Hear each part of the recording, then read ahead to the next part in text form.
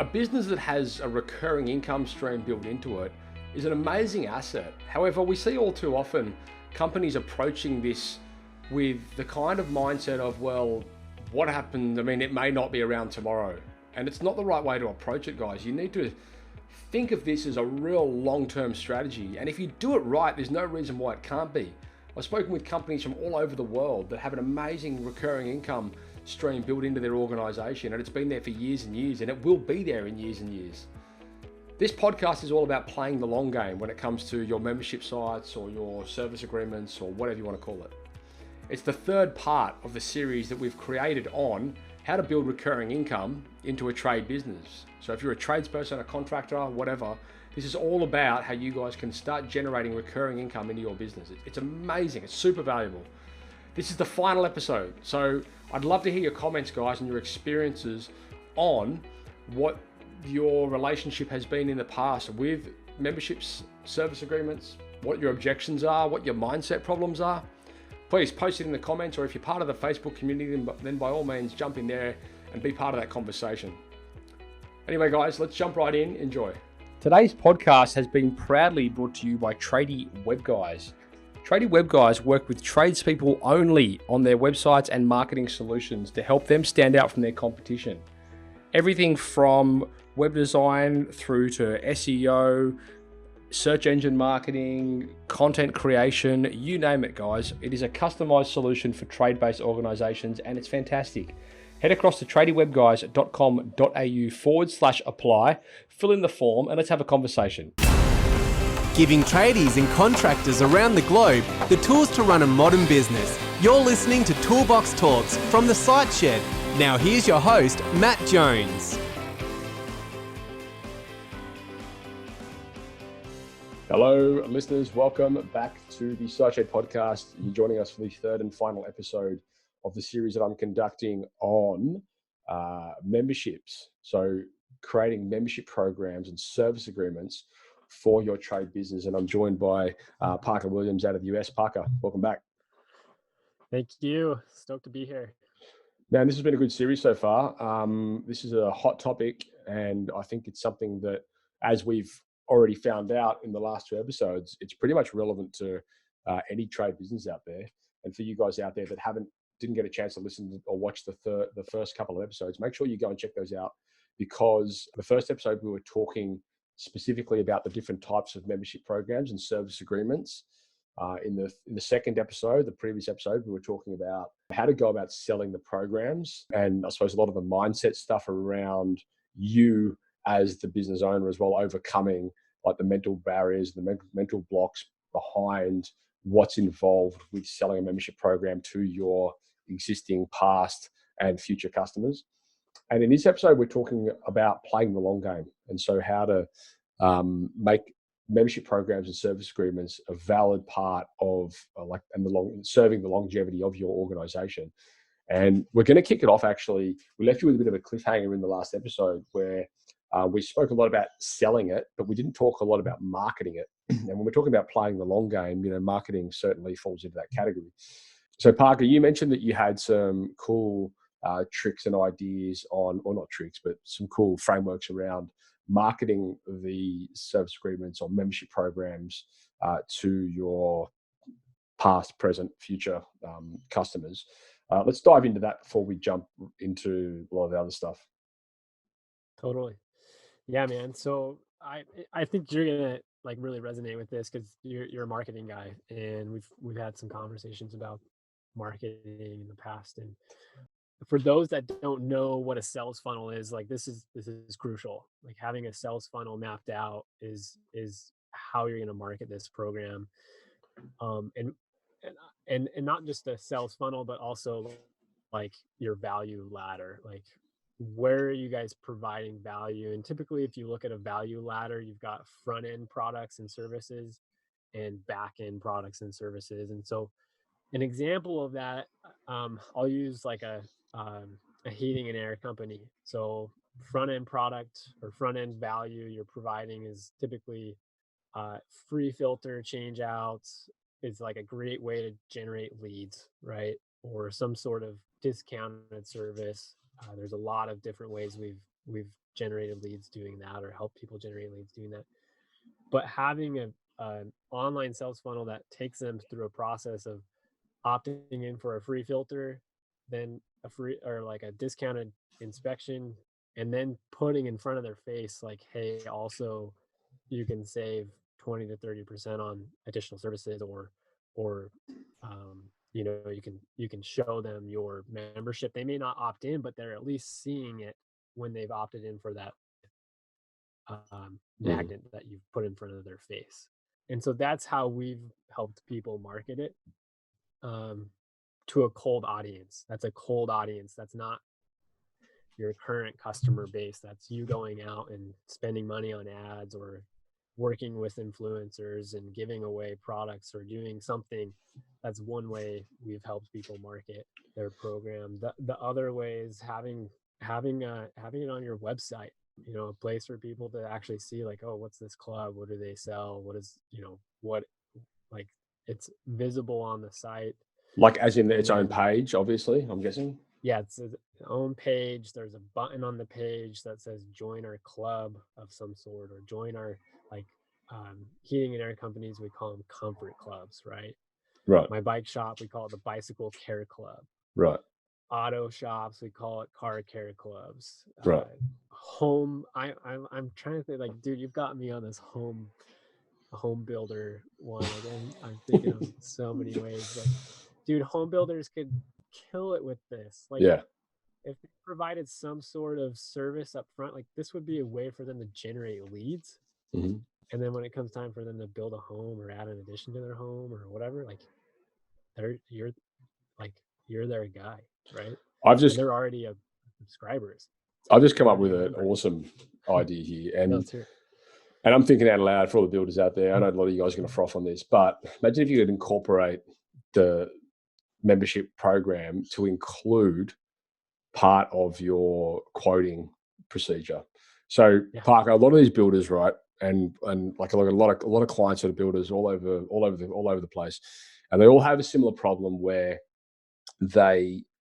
for them to deliver a quality quote, they need to be spending sometimes in excess of a week to put this thing together. And like at the end of it, it's not even a quote. It's like a detailed project analysis. So there was this light bulb moment where they're like, you know what, I'm spending a week here to put this amazing proposal together, and I'm giving it to the client. And then the next builder comes along with like an email with a quote with like a number on it, and it's cheaper than mine. And the clients just basically take my project analysis and give it to this guy and say, here, this is what this guy's doing.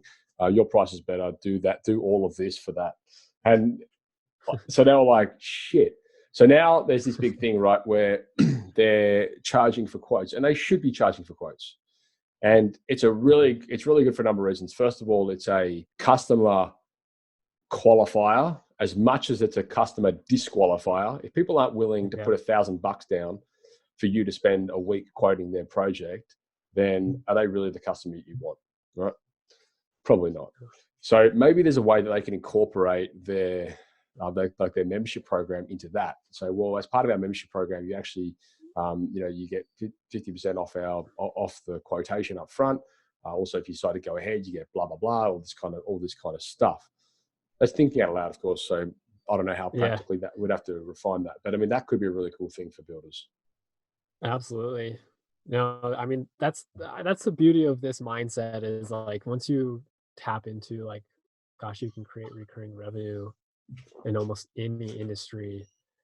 You really start to get creative. And for those that, I mean, I didn't really share this in my backstory, but when I really started to get into this, I geeked out. Like I bought every book on membership, subscription, whatever. And one of my favorite books was by a guy named John Warrillow.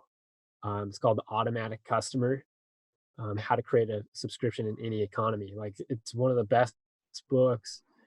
It was hard to be honest with you, it was hard for me to grasp at first for service businesses, because a lot of it's really tailored towards like agencies and like online business and different businesses, but it at least got me in the mindset of like, wow, this is really possible. And you look at a lot of businesses and they're starting to turn this way. Like Best Buy here in the US, like Best Buy is no longer a retail business. They're a subscription business.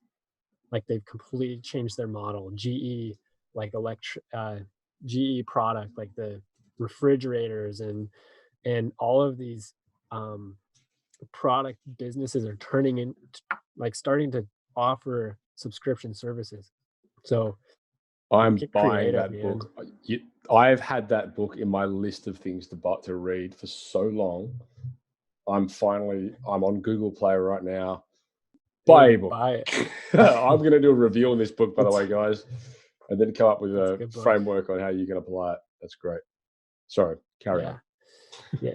So marketing it back to marketing, like really understanding the value ladder and your sales funnel, like, and mapping that out. You got to have that in place. And typically your membership program will fall kind of in between your front end funnel and your back end funnel products.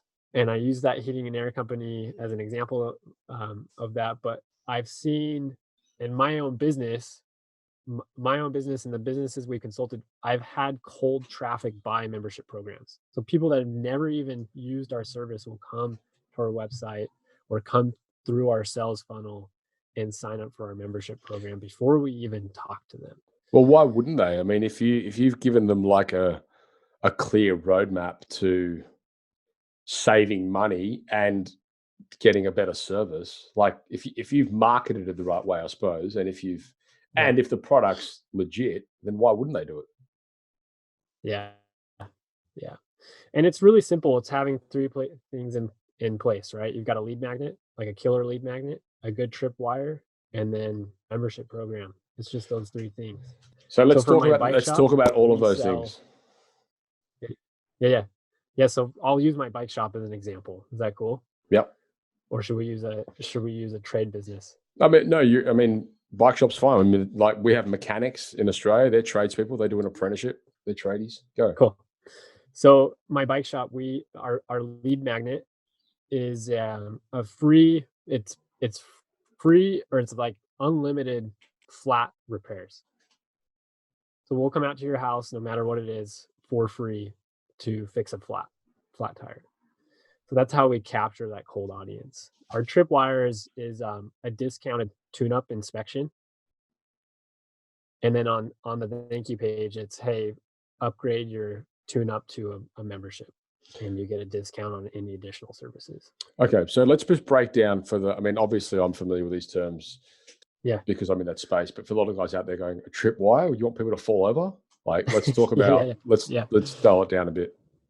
Yep. So a tripwire is usually like a low barrier service or product, something that's typically under $100. It could be more depending on your business, obviously, but typically I see them around like $20, $30. So let's talk a little bit about why tripwires are important and how they work.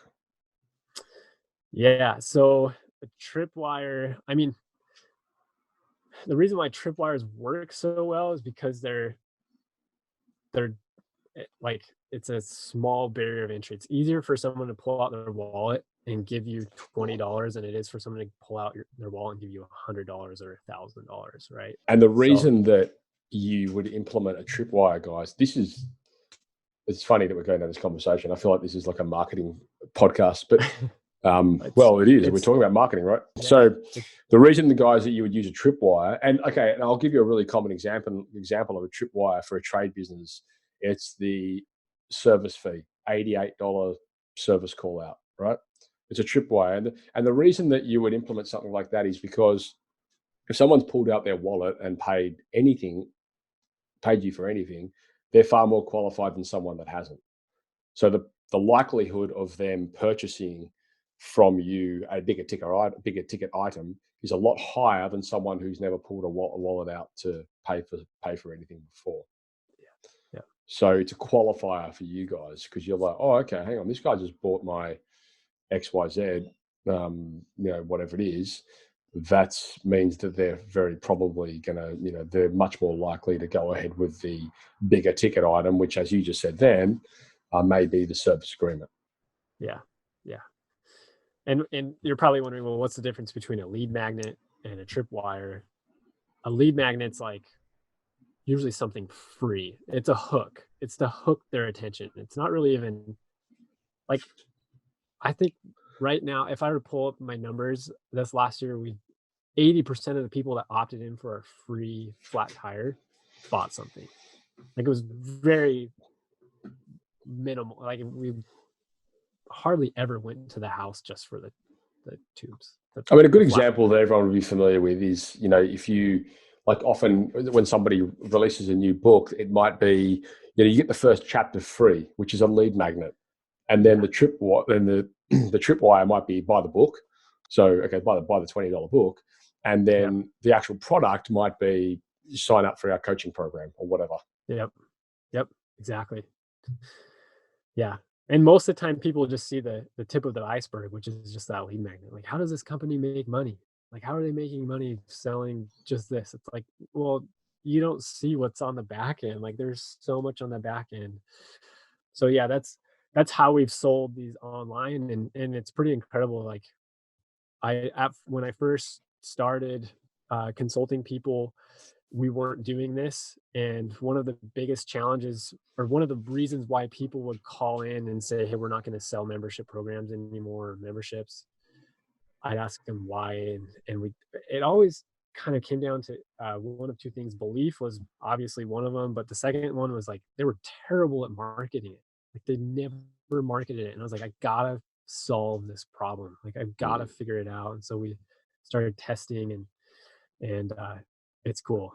I've learned a lot. I spent hours and spent thousands of dollars on training programs on from some of the top marketers in the world. Ryan Dice from digitalmarketer.com, Russell Brunson from ClickFunnels, some other people obviously that they're connected to, but I've learned a lot from these guys that have built millions of dollars of business using this method of using a sales funnel and value ladders and lead magnets and tripwires to sell membership programs. So yeah, and I think I know I've said this a million times, on the podcast and from stage and all this kind of stuff. You got to get out of the mindset of, oh, I'm a builder, and you got to get in the mindset of I'm a marketer, and I'm a content creator. And you look at those examples you use, Russell Brunson, Ryan Dice, all these guys. Like, these guys are using content as lead magnets to get you into a tripwire funnel of some sort, to get you to qualify at some level. And you guys should be doing the same thing. It doesn't matter what business you're in or what vertical you're in. It is relevant. You've just got to figure out a way to frame that up. And so, like, you can no longer have the excuse, I'm not comfortable in video. I'm not comfortable, running content. I don't know how to do this. Like, it doesn't matter. Like, just shut up and just put that away right now, because, like it or not, guys, you're in the education space. And I don't care if you're a maintenance plumber, if you're an air conditioning specialist, if you're a builder, whatever. The guy that wins is the guy that can tell their story the best. And so you've got to get in that space. You've got to get in that mindset. And it's never comfortable. The first few times you do it, it's not going to be comfortable. You've never done it before. People have this like crazy fear about pulling out their phones and, recording a tutorial on something they're a freaking expert at. I'm like, why? Like, you could go and talk to me about this face to face, and I'd be taken on it. I'd be like, yeah, I'm 100%. You know your stuff when it comes to this product. Yeah, for some reason, when they want to pull out a phone and record themselves doing it, they're like, like, it's just a mindset thing. Like, you just got to overcome it. And I'm serious. The guy that does it well is the guy that's killing it, and that guy that does it well, he never started doing it well. I mean, I look at some of the first podcasts and some of the first, video stuff that I did. It was terrible, but you learn by doing it. You improve by doing things. No one's expected to know how to do this stuff. Well, I mean, just ask yourself this question: if you were a builder or plumber or HVAC guy, typically you did this stuff before you started the business. Before you did that stuff, were you good at it? Were you good at replacing pipes? Were you good at building homes? No. Right. No, you had no idea. So it's the same with marketing and building a business. It's like, you just got to start doing it. You need to do your apprenticeship. Yeah. Let's segue a little bit then into talking about why some programs don't pan out, why some of them eventually fail. I know we capped off a little bit on it in the last episode, but Yeah. What have you seen some of the bottlenecks? So I shared with you briefly, we call it the 3 pillars of a successful membership program. The first one's belief. Second one's you got to be able to market and sell it. The third one is it's got to be simple. And then I always have a fourth, is a hidden pillar, and it's your employees. Your employees gotta be on board. They've got to be trained. They've got to know how to sell it. They've got to know how to talk about it. They got to understand, like, how does this benefit me? That's really important. So I know a lot of companies that I've worked with, they'll remunerate their staff for selling a service agreement. So if you sell a service agreement, you get an extra $50 in your weekly pay packet or whatever. Yeah. Create an incentive around it. So, I mean, we can jump in there and talk about, like, employees and training employees and how to sell it. You want to do that? I think that's fundamental, really. So yeah, training is the key word there. And I think a lot of people, and not necessarily just with service agreements, just in general, they'll hire people with an expectation that they're going to be doing something the right way, when in reality, they've never done it. They don't know how to do it your way. They don't really understand the product. So you need to equip these people. You need to equip your team. You need to be constantly equipping your team. Selling a service agreement, absolutely. Like, these guys are probably great at installing hot water heaters or, clearing blocked drains, but they've never sold a service agreement. So you need to train them the right way. So I'd love to hear your process behind that, Parker. The process is obviously going to be different for every business. Right. So I'm just going to give you guys one tip that I feel like will help any business, no matter what the process is. Mm-hmm. And that's role play. Right. Like, you just have to role play. It's either role play or you go along with them. So right. I sold alarm systems in the summer in college, and, like, I grew up selling stuff. I sold bikes, I sold gear. Like, I worked on the retail store, so I know how to sell stuff.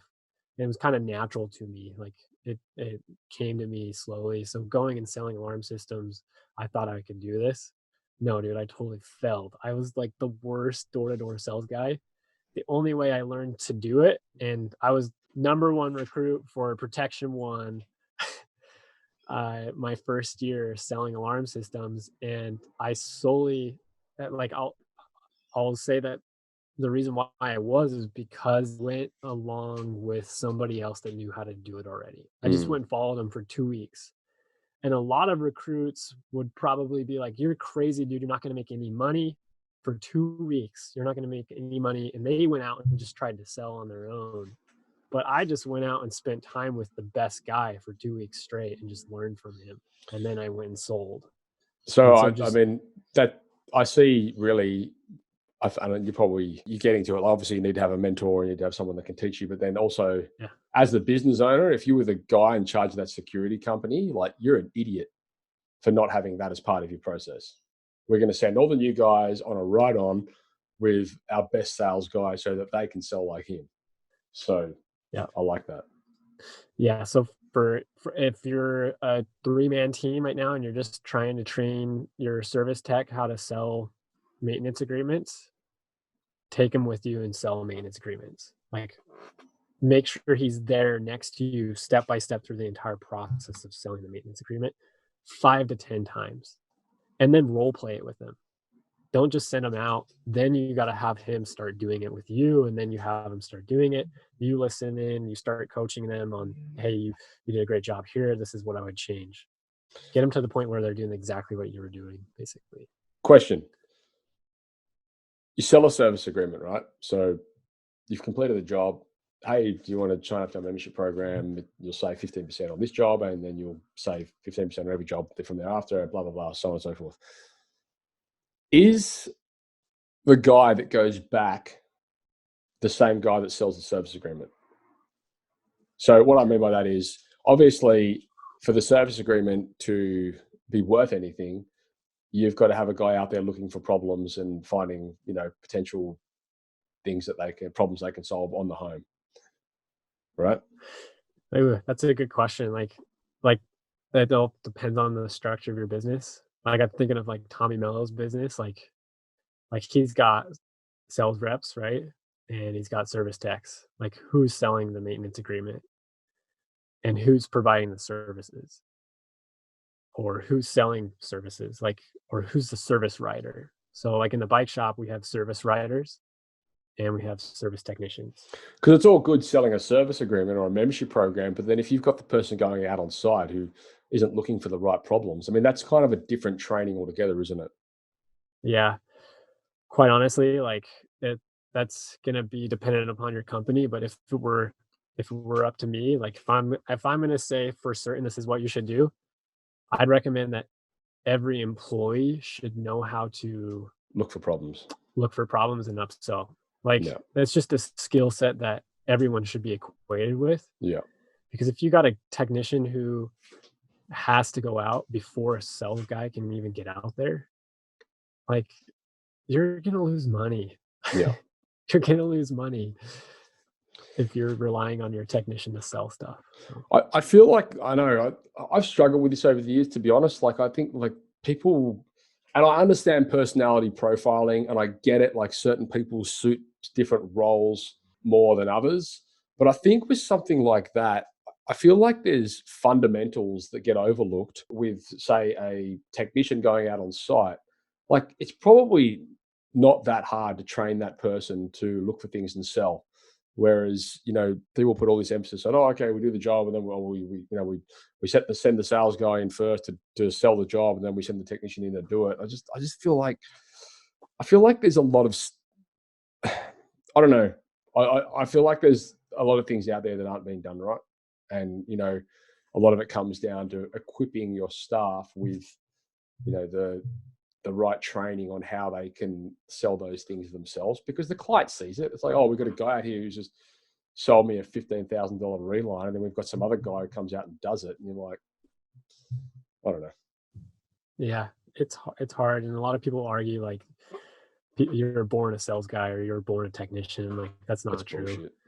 Yeah. It's all learnable. Like some of the best sales guys I know are the most introverted, like nerdy, weird dudes, and they just understand sales. Like they've learned sales.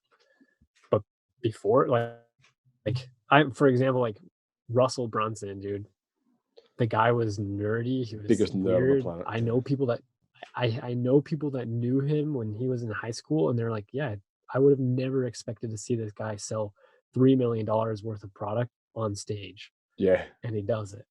So it can be learned for sure. It's all mindset. It's all a skill, guys. It really is. Like you can learn to do anything you want. And yeah, sure, personalities does play a part in it, but don't use that as an excuse. Like I've seen, and just like you said then, Parker, like people from all different types of personalities that are excellent at selling products. And fundamentally, it comes down to communication. And I think the biggest mindset and block with sales is communication. It's people go in there with the mindset, I'm trying to sell, when in reality, they should be going in there with the mindset of, okay, well, I'm going to help. And like, what can I offer to help this person and get them out of this situation? And that's a big paradigm shift. It's not so much about trying to sell stuff and ram products down their throats as it is to try finding a solution to a problem. And Totally. all the sales programs that I've seen and I've sat through, they're the ones that teach that and teach frameworks around that, in my opinion, the ones that are so much better than others. So we've talked about the employees. We haven't talked about, we just spoke about then, I suppose, the belief. So I think that's a big thing. We talked about sales and marketing. That's a big one. Now, the last one is simplicity. Yeah. Simplicity rules the day. And to teach this one, I'm going to tell a story. I went into the Verizon store the other day to deal with my phone plan. And dude, I walked out. For the non-Americans out there, Verizon is a phone provider. Telstra, Optus, same sort of thing. Carry on. Yeah. And my phone plan, my rep was like trying to sell me all these different phone plans. He was explaining my phone plan, and I was just like, what in the hell are you talking about, dude? Like, just tell me what it is monthly and what I need, and that's it. Like, keep it simple. And that applies with this program. And so I've consulted and helped businesses that have had 10 plans. Mm. And they'll come to me and say, "Hey, we're struggling to sell these programs, or we haven't sold anything. Like, we sold like 10." And I'll be like, "Okay, tell me about your plan." And they'll start to tell me about their plan. And I'm like, "Well, there's your freaking problem. Your plan is confusing." And there's something that I've heard before. I can't remember who says it, but basically they said, confused mind never buys. Like, Yeah. that's the confused mind never buys. So keep your plan simple. And I recommend typically don't have more than 3 plans. Try and keep it to 1 to 2 to 3. So, and I think anyone getting like, started have one. You can have one Yeah. plan with like different tiers, right? Like, it could be the same plan with different inclusions or whatever. Simplify. So yeah, let me clarify. 1 plan, 3 plans is like a 1 plan different tiers. Right. So like 1 plan with 3 tiers, right? Even those, I'm still like, if you're just getting started, just steer away from it. Like, start Right. with 1 plan and focus on that 1 plan. So yeah. Yeah, that makes sense. I think as well, like, so that's a massive thing, simplicity, and making it, and like just making it easy for people as well to proceed, you know, like understanding that like, what's the customer journey here? Do I need to send them an email? They need to open it. They need to opt in. They need to confirm their email address, like all this bullshit. Like, just if you want to go ahead, sign here, put a credit card down, tap your credit card, done. Like, just make it easy, you know? Yeah. People just have these barriers to entry, which is mind-boggling. Mm-hmm. And I must just say, like, I know you were talking about Amazon in the last episode, and I've got to say, like, if you're an Apple user and you're trying to listen to audiobooks, like, I for the life of me, Amazon are an absolute joke when it comes to user experience for some things. And like, they invented the one-click buy, you know, and like, to buy an audiobook on your phone, you've got to go to the web browser and you've got to log in and you've got to save it, and then it's just a disaster. And I don't know. Anyway, make it easy is the point. And I see a lot of guys out there doing this, you know, with their invoicing and with their, you know, their billing process. It's just too hard. Like, guys, if you're not taking payment on site and you're a service business, you absolutely kill it. You're kidding yourself. Not only does it look unprofessional, like if you rock up to a house and you're like, "Okay, I'll send you a bill," and people are like, "Really? Like, it's 2019." Like, we have credit cards, you know, like, we can pay for this right now, and you can save all of that time it's going to take you to follow up on that bill. I'll throw in a little secret there too. So the only time I've really used a second plan or third plan is to help sell the 1 plan. Right. We don't sell them. They're just there to help you sell the 1 plan. They're not actually like ever bought.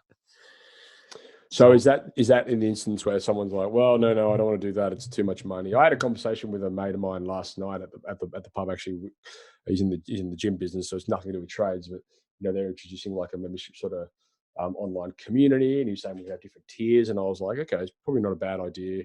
But the goal is to progress people through to the final membership. Usually, yeah, pretty much. I mean, to give you an example, like we have a plan that's unlimited. It's an unlimited plan. It's $400 a year. You get unlimited service for your bike, maintenance and service. I don't sell it. I pitch that sometimes. If it's somebody that I'm thinking like they're not gonna go for this, I'll pitch that, and then I'll say, or we have this simple plan. It's just $69 a year, and you get 1 tune-up every year. And they're like, "Okay, cool, yeah, let's do the $69 one." Because all of a sudden you have this $400 price thing, and you pitch them a $69 thing. It's like, oh, for sure, let's do $69. It's easy. But the goal is to get them to the 400, or no? No. The goal is to get in the house. Right. The goal is to get in the house every year to be able to upsell. Gotcha. New products. Yeah. Love it. And to stay in touch with them so that when it comes time for them to want to buy a new bike, they come to us. Right. For the little guys out there that are doing the numbers in their head and they're like, "Okay, I charge like $300 for this, you know, annual membership or whatever. dollar a day, or however you want to pitch it, that's a huge loss leader on its own. Like for you to send a technician out to the home at $300 a year, it wouldn't even cover one of those services. So you've got to think, like the goal here, as you just said, it's not necessarily to make money. The goal isn't to get people into you're not going to make money out of the membership fee. The membership fee is basically a commitment from the customer, which enables you to get back in the home and add value by cross-sell, upsell, whatever you want to do, right? Yeah. So, like, would you say it's fair fundamentally to sit down as the business owner, for the listeners and the viewers out there, to sit down and think, okay, well, what could I potentially be selling of value to these customers once X has been delivered, and then build the offering around that? Yeah. So basically your question is like, how do you set up pricing? Like, how do you price your plan? But yeah, I mean, like, I'm just trying to reverse engineer this. So for the guys out there, they're like, okay, cool. I mean, I could easily sell a $300 a year membership, but it's not going to make me any money because I've got to go out there twice and I'll be losing money on it, which is true. Yeah. So like from let's say a plumber's business, like, okay, cool. I'm going to sell a membership. I'm going to lose money on that membership. So the focus for me isn't so much selling the membership. It's how can I get back into their house after I've done a block drain to sell a pipe reline in 6 months' time, or to sell another block drain, or whatever it is, right? Like reverse engineering it and thinking, okay, well, the goal for me isn't so much, I don't care about the service agreement fee. That's really null and void. For me, the goal is I want to be able to get back in there. I want to be selling hot water heaters. I want to be selling block drains. I want to be selling pipe relines. I want to be selling whatever, right? Yeah. So you need to be training your staff to looking for that stuff. Yep, exactly. That's the whole goal. I mean, obviously, if you can cover your cost for that membership or even profit a little bit, it's great. But I mean, we usually recommend, like, yeah, you take your cost, add a little margin or like markup to it, and sell it at that price. So it also just varies on your plan. I mean, it really varies on your plan, your costs, and your numbers. Like, you got to know your numbers when it comes to this. But I mean, even in the best case scenario, like you just said, if it covers your costs, it's still not a valid business model. Like it's not a business model on its own. It's about getting in there, getting back in the door where you can cross-sell, upsell, refer, whatever. Yeah. And dude, that's the key part. Like, that really is the key part, because if your guys aren't upselling anything, then you're not going to make any money. So in line with the conversation around making this simple, let's talk about like technology and how you can have, I mean, I know you guys have a tech tool that simplifies this process, and guys, you'll be able to get a special offer through the site shed for all of you listeners and viewers out there, so you can actually get this stuff in your hands and get out there and use it. But let's talk about the role the technology plays in simplifying this process. So when we talk about playing the long game, if it's hard, people aren't going to do it. If it's confusing, people aren't going to do it. How can we simplify it using technology so that it's easy to use, it's easy to sell, it's easy to sign off on, it's easy to implement? Yeah. Let's just talk about the first thing. That's going to be billing, right? Like, recurring billing. If you're going to set this up, don't mistake that we see people make, where they sell the agreement, a customer signs a piece of paper, they charge their card $350, and they leave. And they put an ARM or their field management system that they're a member of the program, and you don't go back. Like, or you schedule it and you go back and you have to resell the program again. Like, don't make that mistake. Yeah.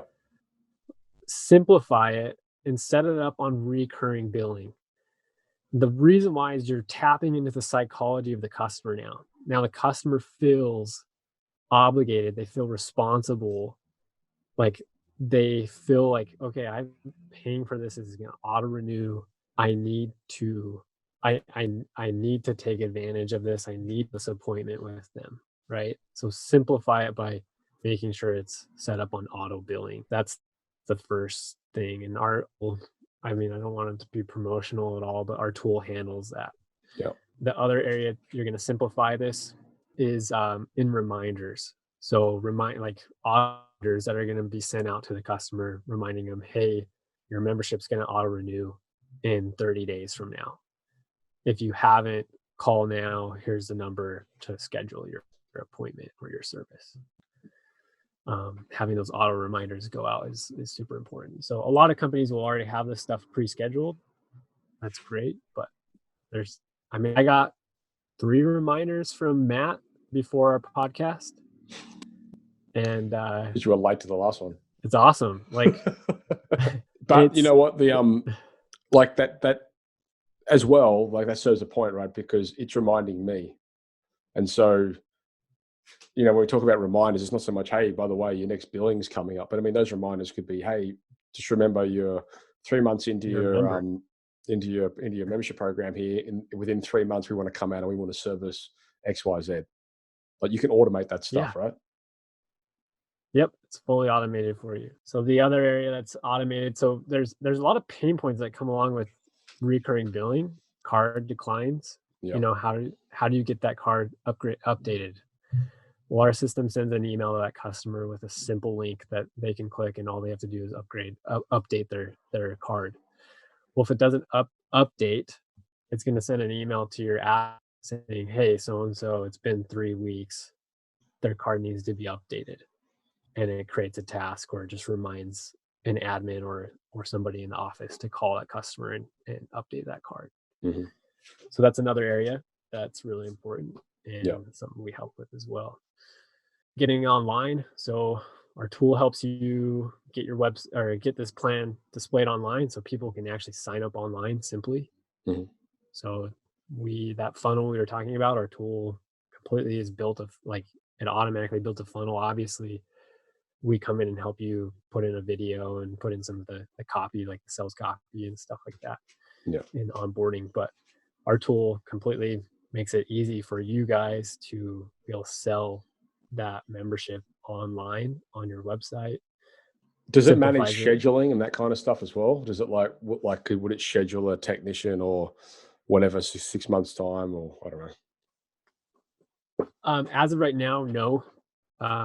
Just the main reason why is because we have a lot of people that already use scheduling, right? Of course, with their job management.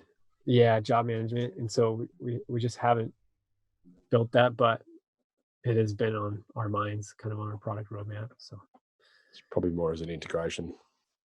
It's integration, yeah. That's kind of what we've been looking at. So. All right, well, that makes sense. I mean, I think that's a big thing for you guys out there. Just simplify things. Like technology, there's some tools out there. If you guys aren't billing, using technology, you're kidding yourselves. Like, just stop expecting people to transfer you, or like checks. I mean, what is a check? We don't even have checks in Australia, I'm pretty sure. I haven't seen a check in. I don't even know what you do with one if you got one. It's been that long. Like, I haven't been to a bank in about 5 years. I haven't written a check in, I think, in 5 years. So I don't know if I know how to write a check. I don't even have a checkbook. I don't even know how you get a checkbook. So, I mean, like, for you guys out there that aren't taking payment on site, like, just sort it out, So all these tools, like job management tools, like all of them pretty much enable you to do that. Stop chasing debt. Like, that's such a waste of resource. Anyway. Mm-hmm. All right, cool, man. Well, this has been awesome. So I think we may as well wrap this series up right now. For you guys out there, I hope you enjoyed this, and I'd love to hear your comments and your thoughts, your apprehensions, your successes in relation to membership programs and service agreements.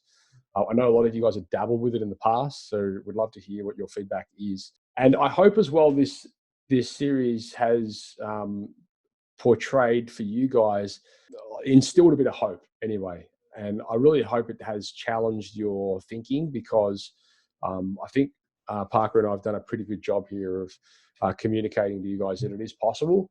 And regardless of what business you're in, you certainly do have the opportunity there to, first of all, add a recurring income stream to your business. But second of all, create a way to get you back in the door of your customers. And that should be first of all, really. Second of all, create a recurring income. But first of all, get yourself back in the doors of your customers, where you can really start building like more profitability and adding more value. In the first episode, we spoke about the different types of membership programs and service agreements.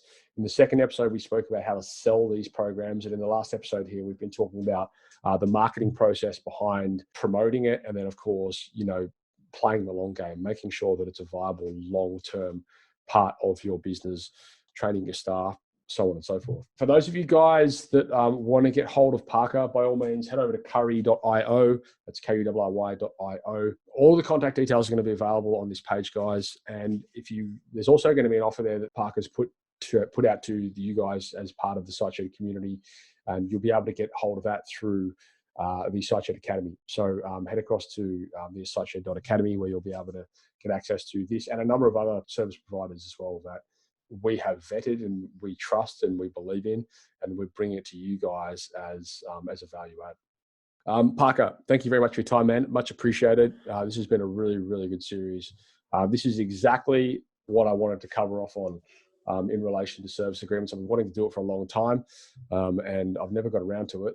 I think we've nailed it. Dude, Matt, it's been a pleasure, man. I'm really grateful to be on here, and your listeners are lucky to have you, dude. Thanks for taking your time out at this time of night. I know it's late over there, and I know you've rigged up the basement because you're out of the office. So thank you very much.